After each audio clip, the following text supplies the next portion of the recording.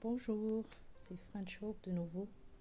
La dernière fois, je vous ai parlé du combat spirituel et je vous ai promis de parler un peu plus de la prière et de l'étude de la Bible. En effet, au combat spirituel, c'est-à-dire le combat contre le mal, ou tout simplement le combat contre Satan, nous ne pouvons pas nous montrer juste avec notre propre force. Il nous faut des armes puissantes, des armes extrêmement puissantes. Et nous avons ces armes-là. Ce sont plusieurs choses, mais les deux que j'ai pu expérimenter, c'est la prière et l'étude de la Bible. La prière, c'est quelque chose qui nous élève, et non pas qui fait descendre Dieu ici-bas. Elle nous élève vers Dieu. C'est un dialogue avec Dieu. Alors ça peut être dans les deux sens. Nous, on lui parle de ce que nous ressentons. Mais pendant la prière, si nous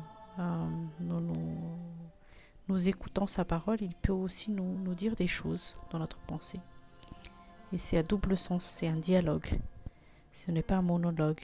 Et souvent, il y a des gens qui désespèrent en disant « j'ai prié, mais Dieu ne répond pas ». Il y a des gens qui ont complètement arrêté de prier parce que ils voient que leur réponse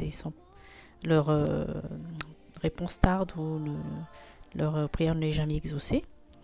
Donc je vais vous donner quelques clés qui permettent à la prière d'être répondue. Elles sont écrites dans la Bible. Donc la première clé, c'est Jean 14, verset 13. Jean 14, verset 13, il nous dit ceci, au nom de Jésus. « Et tout ce que vous demanderez en mon nom, je le ferai, afin que le Père soit glorifié dans le Fils. » Donc premièrement, dire au nom de Jésus pour les prières, parce que le nom de Jésus est puissant. Ensuite, Matthieu 21, 22 nous dit ceci. Matthieu 21, verset 22.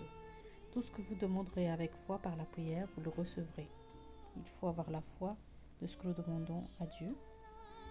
Ensuite, troisième clé, c'est 1 Jean 5, 14. Nous lisons dans 1 Jean, chapitre 5, verset 14. C'est la troisième clé. « Nous avons auprès de lui cette assurance que si nous demandons quelque chose selon sa volonté, il nous écoute. » Donc, je récapitule. Priez au nom de Jésus, priez avec foi et priez selon la volonté de Dieu. Et vous me direz, comment savoir la volonté de Dieu ? Eh bien, nous avons déjà eu quelques chapitres là-dessus sur comment savoir ce qui est bien. Mais au-delà de ça, entre choisir une maison rouge ou une maison verte, effectivement, il faut savoir quelle est la volonté de Dieu pour vous. Même pour vos choix de mariage, de travail, dans toutes les décisions que vous allez prendre, vous aurez besoin de connaître quelle est la volonté de Dieu, même le choix des études. Donc, je vous encourage à persévérer dans la prière et prier selon la volonté de Dieu. Concernant la parole de Dieu, nous avons deux versets aujourd'hui qui nous encouragent sur la parole de Dieu. Premièrement, un verset bien connu qui est Jean 5, 39. Jésus dit ceci concernant la Bible. « Vous sondez les Écritures parce que vous pensez avoir en elles la vie éternelle. Ce sont elles qui rendent témoignage de moi. » La Bible n'est pas un simple livre, c'est pas un recueil uniquement historique. Elle détaille toute la volonté de Dieu. Et surtout, elle nous amène vers la vie éternelle.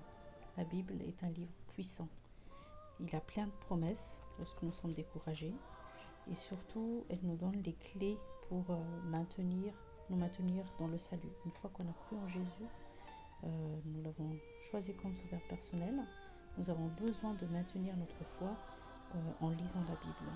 Et enfin, nous allons lire dans Hébreux 4, 12 à quoi elle sert aussi.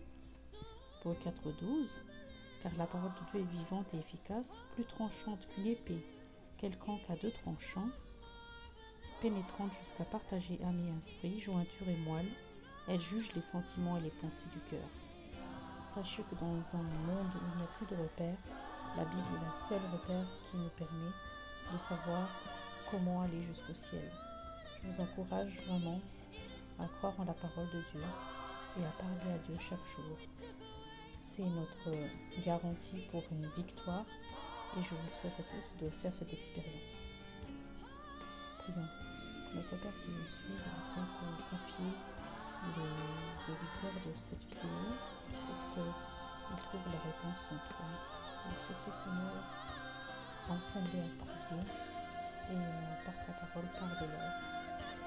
Qu'ils ouvrent leur cœur à toi sans aucun intermédiaire et que tu puisses écouter leur prière, leur montrer la voie, leur dire ta volonté. Et Seigneur, que ton nom soit glorifié sur toute la terre, au nom de Jésus. Amen. Voilà la vidéo que j'ai pu vous ramener aujourd'hui. On se retrouve dans une autre vidéo à la prochaine fois. Au revoir.